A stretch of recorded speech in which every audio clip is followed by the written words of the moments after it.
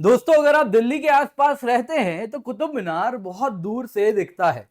मुझे याद है मेट्रो से जाते हैं तो कुतुब मीनार दिखता है। पर कल की बात करें, कल शाम के बाद कुतुब मीनार एक अलग ही रंग में दिखा था। जी हाँ दोस्तों, कल कुतुब मीनार कुछ इस प्रकार से दिख रहा था। जैसा आप यहाँ पे देख पा रहे हैं दोस्तों, कुतुब मीनार कल तुर्की के झंडे से, उस रंग से आप देखें तो समाया हुआ देखने मिला है। जी हाँ दोस्तों, कुतुब मीनार पर डिजिटल तौर पर तुर्की का झंडा लहराया है। अब यहाँ पर दोस्तों कई सवाल उठ रहे हैं। कुछ लोग भारत से पूछ रहे हैं कि आखिरकार ऐसी भी क्या मजबूरी कि वो देश जो कि भारत में सेपरेटिज्म को विद रिस्पेक्ट टू कश्मीर, आपको मालूम है किस प्रकार से वो आतंकवादियों को सपोर्ट करता है, पाकिस्तान को सपोर्ट करता है, आज भी हमास के आतंकवादियों के साथ खड़ा है, उस देश का झंडा क्यों? ऐसी भी क्या मजबूरी? तो यहां पर दोस्तों बहुत जरूरी है इस कहानी को जानना, इस कहानी को समझना। तो आप जैसा यहां पर देख सकते हैं, दिल्ली में कुतुब मीनार इस प्रकार से तुर्की के झंडे में आपको देखने मिला है, किस प्रकार से वहां पे तुर्की का झंडा इल्यूमिनेट किया गया है डिजिटल तौर पे, जैसे झंडा लहराया जाता है। तो ये हमको देखने मिला है। अब यहां पर दोस्तों ये कहानी कब की है? कल की है, यानी संडे की। तुर्किश फ्लैग इस प्रकार से कुतुब मीनार में देखने मिला, जैसा आप यहां पर देख रहे हैं। और इसके पीछे कारण है दोस्तों, कल तुर्की का रिपब्लिक डे था और उसका ये 100th ईयर था, यानी 100th रिपब्लिक डे था, 100वां रिपब्लिक डे था। और इसी में तुर्किश एम्बेसी भी जो भारत में मौजूद है, उसने भी इस प्रकार का ट्वीट किया था, जो कि आप यहां पर देख रहे हैं। ऑब्वियसली तुर्किश में है, इसको अगर मैं इंग्लिश में ट्रांसलेट करूं तो कुछ इस प्रकार से है: UNESCO world heritage Qutub Minar, जो कि एक आइकनिक बिल्डिंग है नई दिल्ली में, इसको दिल्ली सल्तनत के द्वारा बनाया गया था 13वीं सदी में। उसको हमारे झंडे से इल्यूमिनेट किया गया है इन कमेमोरेशन, किसकी यादगारी में? हमारे रिपब्लिक के बनने की 100वें साल की खुशी में।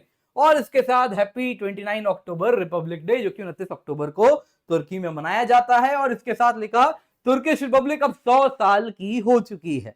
अब दोस्तों ये ट्वीट आया, इस प्रकार से कुतुब मीनार का रंग देखने मिला और लोगों में कई प्रकार का आक्रोश भी सामने आ चुका है। यहां पर आप देख सकते हैं, इंडिया टुडे में आपको ये आर्टिकल मिल जाएगा, जिसमें आर्कियोलॉजिकल सर्वे ऑफ इंडिया का रिपोर्ट है 1871-72 का। जब कहा जा रहा है कुतुब मीनार, तो देखिए एक वहां पे जो मॉस्क है, वो मॉस्क अगर आप देखें तो हिंदू मंदिरों के ऊपर बनाया गया है, हिंदू जैन टेम्पल रादर, उनको तोड़ के बनाया गया है। और इसी प्रकार से अगर आप देखें तो कोई कहता है 27 हिंदू जैन मंदिर हैं, तो कोई कहता है उससे भी अधिक।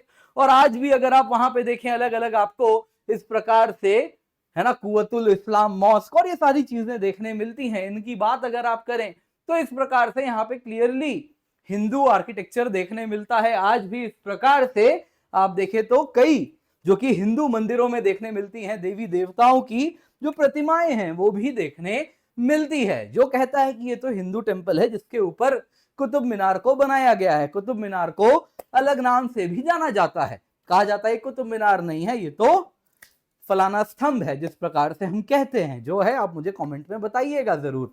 मैं जानना चाहूंगा, क्या आपको मालूम है किस स्तंभ के नाम से जाना जाता है? कहा जाता है कि एक्चुअली अगर आप देखें तो एक इस प्रकार का स्ट्रक्चर बनाया गया था, जो कि एक पिलर था, और उस पिलर का आर्कियोलॉजिकल, उस पिलर का जो पर्पस था वो कहीं ना कहीं अगर आप देखें तो एस्ट्रोनॉमिकल स्टडीज के लिए किया जाता था।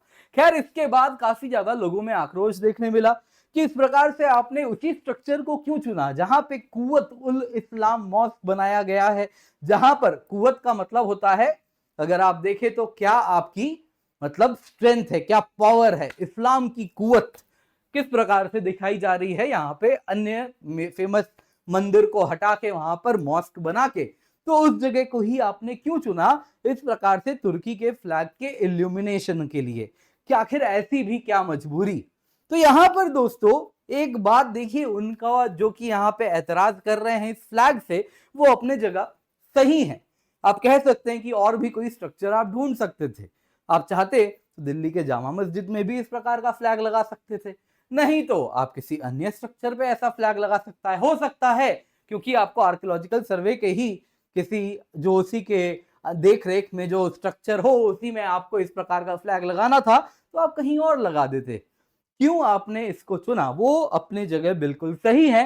पर यहां पर एक बात जाननी बहुत आवश्यक है, ये क्या सिग्निफाई करता है। जो रिपब्लिक डे है दोस्तों तुर्की का, वो बहुत इंपॉर्टेंट बात सिग्निफाई करता है। और इंडिया भी बहुत इंपॉर्टेंट चीज यहां पे मैसेज दे रहा है रिपब्लिक तुर्की को, इस फ्लैग कमेमोरेशन के द्वारा, किस प्रकार से फ्लैग इल्यूमिनेशन के द्वारा। तो यहां पर दोस्तों आपको कहानी बता देता हूं। दोस्तों कहानी है 29 अक्टूबर 1923 की।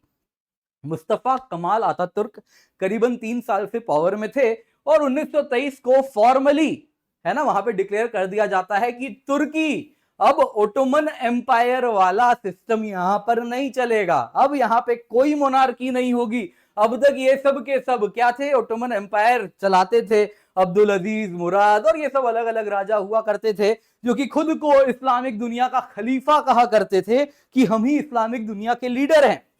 वो सब दुकान हो जाता है बंद और मुस्तफा कमाल अतातुर्क कहते हैं कि अब तुर्की रिपब्लिक होगा, यहां इलेक्शंस होंगे, डेमोक्रेसी आएगी, लोग चुन के सरकार बनेगी और इसके बाद हम सेक्युलर होने वाले हैं। हमारा कोई भी किसी धर्म से डायरेक्ट रिश्ता नहीं होने वाला।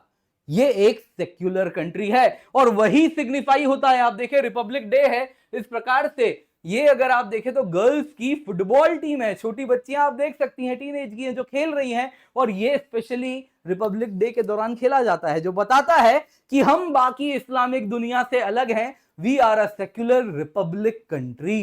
तो ये बात यहां पर बताई जा रही है।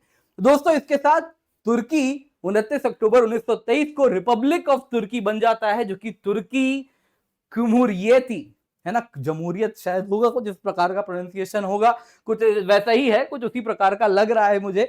बाकी इंग्लिश ट्रांसलेशन रिपब्लिक ऑफ तुर्की बनता है। तो इसके साथ दोस्तों ओटोमन एम्पायर हमेशा के लिए खत्म हो जाती है, ये खलीफा का सिस्टम खत्म हो जाता है, ये एक सेक्युलर कंट्री बनके उभर जाता है। तो अब जरा अगर आप देखें तो ये इंडिया जिस बात को सपोर्ट कर रहा है, इस प्रकार के तुर्की के रिपब्लिक डे को सेलिब्रेट करके, ये किसको सेलिब्रेट किया जा रहा है, ये सेलिब्रेट किया जा रहा है तुर्की के सेक्युलर कैरेक्टर को। ये फ्लैग सेलिब्रेट कर रहा है तुर्की के रिपब्लिक होने को, ये फ्लैग सेलिब्रेट करता है तुर्की के डेमोक्रेसी के होने को। ये फ्लैग बताता है कि इंस्पाइट ऑफ मेजॉरिटी, जो कि यहां पे इस्लामिक है ना, जो कि इस्लाम को फॉलो करते हैं, उसके बावजूद भी ये एक सेक्युलर कंट्री है। तो इंडिया इस बात को सपोर्ट कर रहा है इस इल्यूमिनेशन के द्वारा।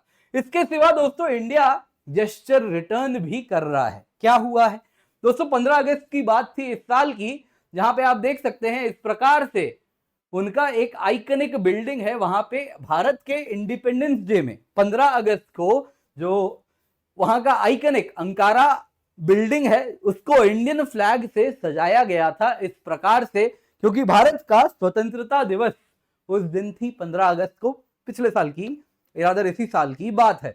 तो इंडिया बस उसी जेस्चर को रिटर्न कर रहा है। तो ये इस तरीके से भी आप चाहें तो इसको देख सकते हैं। तो जो लोग यहां पर सवाल उठा रहे हैं, कुछ हद तक उनके जो इमोशंस है वो भी जस्टिफाइड हैं, but at the same time India क्या सिग्निफाई कर रहा है वो भी जानना बहुत आवश्यक है। तो दोस्तों आपको क्या लगता है, क्या इंडिया को इस प्रकार से कुतुब मीनार को झंडे से, तुर्की के झंडे से इल्यूमिनेट करना क्या सही है, क्या गलत है? आप मुझे कमेंट्स में जरूर अपनी राय बताइएगा। जहां तक बात है इस व्यक्ति की, ये व्यक्ति खलीफा बनना चाहता है और इंडिया जो सिग्निफाई कर रहा है वो इसी को बता रहा है कि भाई खलीफा मत बनो, तुम थे सेक्युलर, तुम हो रिपब्लिक, वही कैरेक्टर अपना एड ऑन करो, खलीफा बनने की कोई आवश्यकता नहीं है। तो दोस्तों वीडियो पसंद आई होगी तो लाइक जरूर कीजिएगा, इस वीडियो को शेयर करें और हमारा चैनल है भारत संवाद, इसको जरूर सब्सक्राइब करें।